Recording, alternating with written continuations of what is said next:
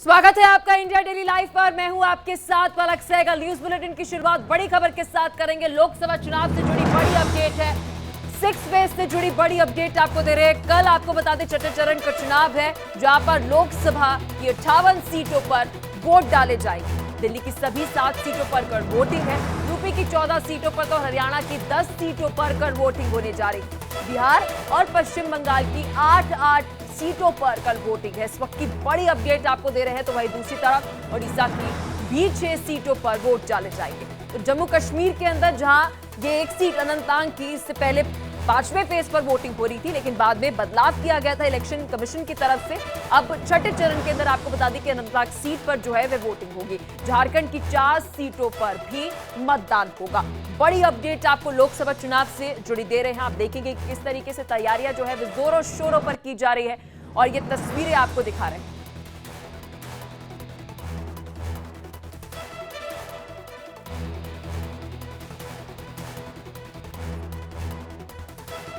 तो बड़ी अपडेट इस वक्त की आपको दे रहे हैं। चलिए, लोकसभा चुनाव के छठे चरण की क्या कुछ तैयारियां हैं और पूरे समीकरण को समझाने के लिए मेरे सहयोगी हमारे साथ जुड़ चुके हैं। हमारे साथ रमन सैनी जम्मू से, अखंड प्रताप हमारे साथ लखनऊ से जुड़ चुके हैं और साथ ही चंडीगढ़ से भी मेरे सहयोगी अमित भारद्वाज हमारे साथ जुड़े हुए हैं। सबसे पहले अखंड, मैं आपके पास आना चाहूंगी।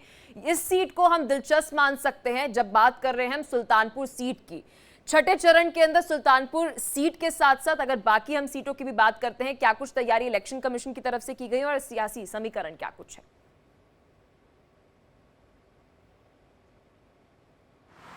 पे उत्तर प्रदेश में चुनाव हो रहे हैं इस छठे चरण में, और ये आखिरी के 2 चरण ही हैं, जिनमें से दोनों चरणों को अगर मिला लिया जाए तो कुल 27 सीटें हैं, जिसमें 14 सीटें इस बार छठे चरण में आ रही हैं। इनमें भी कुछ सीटें जो बहुत महत्वपूर्ण हैं, जहां पे सबसे ज़्यादा जहां पे जो हॉट सीट कहा जा सकता है इस पूरे चरण का, उनमें से हैं प्रतापगढ़, सुल्तानपुर, जौनपुर, और इसके अलावा मछली शहर है, प्रयागराज है। ये सारी सीटें ऐसी हैं जहां पे सबसे ज़्यादा लड़ाई की बात कही जा रही थी। इसके अलावा ये वो इलाका है जिस इलाके में क्षेत्रीय दलों का भी दबदबा रहा है, जिनमें चाहे वो अपना दल रहा हो, चाहे वो सुभासपा यानी सुहेलदेव भारतीय समाज पार्टी, और या फिर निषाद पार्टी। तो इन तीनों ही पार्टियों का विलय एक तरीके से एक अलायंस किया है बीजेपी ने, और उस अलायंस के साथ बीजेपी इस बार कैंडिडेचर अपना उतार रही है। और इसके अलावा जो सबसे महत्वपूर्ण है इस सीट में, प्रतापगढ़ सीट पे जो हाल के दिनों में जो कुछ भी घटनाएं हुई, जिस तरीके के सियासी बयान आए और जिस तरीके से राजा भैया ने अपने आप को पहले न्यूट्रल किया और उसके बाद जिस तरीके से उन पे हमलावर रुख अख्तियार किया गया बीजेपी और एनडीए गठबंधन की तरफ से, तो उस गठबंधन के उस हमलावर रुख के बाद राजा भैया ने भी अपने बेहद इस वक्त हमलावर नजर आए थे इस मुद्दे पर। रमन भी हमारे साथ जम्मू से जुड़े हुए हैं। रमन, अगर मैं जम्मू कश्मीर की बात करती हूँ और खासतौर पर जब हम कश्मीर की बात करते हैं, तो यहाँ पर पूर्व सीएम जो है वह सांसदी के लिए जो है मैदान में उतरे हैं। बात कर रहे हैं हम अनंतनाग सीट की, जहां पर पीडीपी से महबूबा मुफ्ती। जी हाँ, बिल्कुल। देखिए, कल आखिरी चरण का चुनाव जो है वो जम्मू कश्मीर में होना है। छठे चरण में अनंतनाग राजौरी लोकसभा सीट जो है, इस पर मतदान जो है वो होगा, और इसके लिए करीबन 20 कैंडिडेट जो हैं वो मैदान में है। लेकिन मुकाबला जो है वो 4 कैंडिडेट के बीच में देखा जा रहा है। सबसे बड़ा चेहरा जो है इस सीट पर पीडीपी की अध्यक्षा और पूर्व जम्मू कश्मीर की चीफ मिनिस्टर महबूबा मुफ्ती हैं, और उसके बाद नेशनल कॉन्फ्रेंस की तरफ से जो कैंडिडेट हैं मियां अल्ताफ़, जो एक रिलीजियस लीडर हैं, उनको उतारा गया है। अपनी पार्टी और गुलाम नबी आज़ाद के भी एक कैंडिडेट जो हैं इस मैदान में उतरा है। लेकिन सीधा मुकाबला जो है वो सीधे तौर पर नेशनल कॉन्फ्रेंस और पीडीपी के बीच में ही देखा जा रहा है, क्योंकि ये सीट डिलिमिटेशन के बाद पूरी तरीके से इसका डेमोग्राफी जो है वो चेंज हो गया है। या ये पहले सीट जो है खाली साउथ कश्मीर की अनंतनाग सीट कहलाई जाती थी, लेकिन अब ये ठीक है। रमन, सिक्योरिटी के क्या कुछ इंतजाम है वह भी आपसे जानकारी लेंगे, लेकिन अमित भारद्वाज हमारे साथ चंडीगढ़ से हमारे सहयोगी जुड़े हुए हैं। अमित, यहाँ पर अभी हम बात कर रहे थे जम्मू कश्मीर की। पूर्व सीएम जो अभी सांसदी के लिए मैदान में उतरे हैं, ऐसी तस्वीर जो है वह हरियाणा के अंदर भी है। पूर्व सीएम जो मनोहर लाल खट्टर हैं, वो भी इस बार चुनावी मैदान में है लोकसभा में। बिल्कुल ठीक है, आप सही कह रहे हैं, करनाल से है, लेकिन इस बार जो है वो हरियाणा की जो जितनी भी सीटें हैं, पहले रोहतक जो है वो हमेशा से हॉट सीट रहती थी, लेकिन अब अगर आप देखें कुरुक्षेत्र, करनाल, गुरुग्राम, इस तरह की जितनी भी सीटें हैं, चाहे वो रोहतक हो, चाहे वो फिर आपकी पानीपत के पास जितने भी क्षेत्र है, वो सब आज इस बार जो है काफी जो है बहुत पसीना बहाना पड़ा है जितने भी पॉलिटिशियंस हैं, और बहुत टफ कंपटीशन है।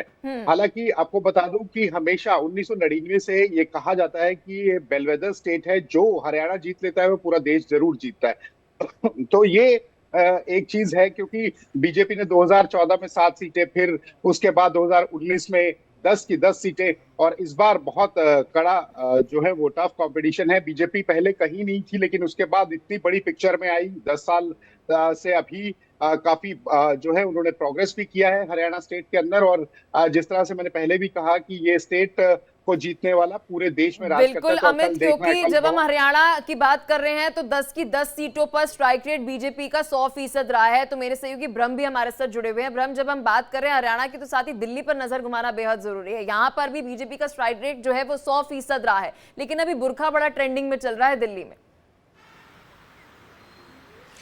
बिल्कुल बिल्कुल, देखिए दिल्ली समेत जिन 8 राज्यों में छठवें फेज में मतदान हो रहा है उसमें सभी दिल्ली की तो सीटें हैं ही, बाकी इसमें कई राज्यों की कई हाई प्रोफाइल सीटें हैं।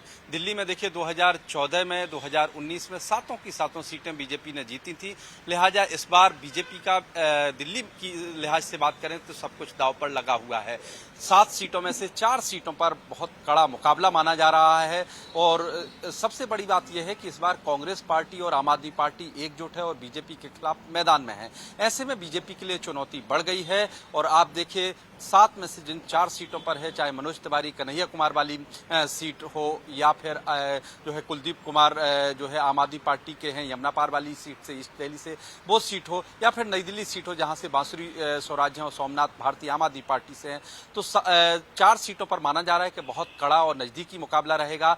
आपको बता दें कि 58 लोकसभा सीटों पर जिन पर मतदान होगा। लेकिन ब्रह्म, क्या ये कहना सही होगा कि दिल्ली की 7 की 7 सीटें जो है इस वक्त हॉट सीट बनी हुई है? जी ब्रह्म। बिल्कुल बिल्कुल, देखिए मैं आपको कह रहा था कि 2019 में 58 सीटों में से जो छठे फेज में जा रही हैं उसमें से 40 सीटें बीजेपी ने जीती थी। लिहाजा छठे चरण में बीजेपी की ज्यादातर सीटें, बीजेपी का ज्यादा स्टेक दांव पर लगा है आप कह सकते हैं। और दिल्ली के लिहाज से बात करें तो दिल्ली की 7 सीटों पर इस बार मुकाबला आप मान के चलिए कि 2019 और 14 जैसा नहीं है इस बार। उसकी वजह यह है कि आम आदमी पार्टी और कांग्रेस एकजुट हो गई है। हालांकि कहा यह जा है कि आम आदमी पार्टी जिस वोट बैंक पर खड़ी है, जिन समर्थकों पर खड़ी है, वो कभी कांग्रेस का समर्थक रहा है। लिहाजा बीजेपी को ज्यादा नुकसान नहीं, जो बीजेपी के अधिकतर लोगों का कहना है, समर्थकों का कहना है। बीते 2 आप लोकसभा चुनाव में देखें तो बीजेपी का जो वोट बैंक है वो लगभग स्थिर रहा है, उससे कम नहीं हुआ, बड़ा ही है। लिहाजा इस बार चीजें बदली हैं, समीकरण बदले हैं, दोनों पार्टियां एकजुट हुई हैं, कांग्रेस आम आदमी पार्टी। इसीलिए माना जा रहा है कि इस बार बीजेपी के लिए चुनौती बढ़ गई है 7 लोकसभा सीटों पर। बिल्कुल ब्रह्म, क्योंकि जब हम दिल्ली की बात करें तो 22% के अंतर के अंदर जो हमने देखा है 7 सीटों के ऊपर बीजेपी को जीत जो है वो 2019 में मिली थी। एक बार हम कश्मीर चलते हैं। रमन, जब हम बात करें रजौरी क्षेत्र की, रजौरी क्षेत्र काफी सुर्खियों में रहा है 2023 की पहली तारीख से ही।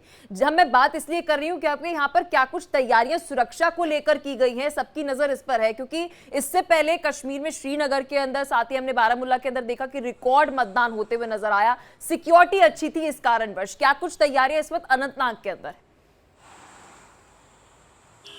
जी हाँ, देखिए, जब तैयारियों की बात करते हैं तो निश्चित रूप में जम्मू कश्मीर में चुनाव करवाने के लिए सुरक्षा सबसे बड़ा एक मुद्दा रहता है। और सुरक्षा के मद्देनज़र अभूतपूर्व इंतजाम जो हैं वो इलेक्शन कमीशन की तरफ से किए गए हैं। अगर हम देखें, अनंतनाग एक ऐसा इलाका है जो हमेशा से आतंकवाद ग्रस्त रहा है। वहीं राजौरी और पुंछ में पिछले 3 सालों में आतंकवाद दोबारा रिवाइवल की तरफ बढ़ रहा है। दोनों ही तरफ अगर हम देखें तो इन चुनाव के दौरान में पुंछ में भी आतंकी हमला हुआ जिसमें एयरफोर्स का एक ऑफिसर जो है वो शहीद हुआ। वहीं अनंतनाग और शोपिया का जो इलाका है वहां पर भी आतंकी हमले हुए और उसमें भी जान गंवानी पड़ी है। एक एक्स सरपंच जो भारतीय जनता पार्टी के हैं और 2 टूरिस्ट जो हैं वो इंजर्ड हुए हैं। इसी को देखते हुए सुरक्षा के खास इंतजाम इस पूरे इलाके के अंदर किए गए हैं ताकि मतदान के अंदर कोई गड़बड़ी न पहुंच सके। लगातार पिछले जो 4 चरण के चुनाव जम्मू कश्मीर के अंदर 4 सीटों में हुए हैं, वहां पर लगातार कोशिश जो है वो आतंकवादियों की तरफ से रही है कि यहाँ किसी न किसी तरह की कोई गड़बड़ी फैलाई जाए। इसीलिए ये आखिरी चरण का चुनाव है और अभी तक आतंकी मतदान के दौरान किसी भी बड़ी सफलता को हासिल नहीं कर पाए हैं। और कोशिश उनकी रहेगी कि इस चुनाव के अंदर, क्योंकि दोनों क्षेत्र जैसे मैंने बताया कि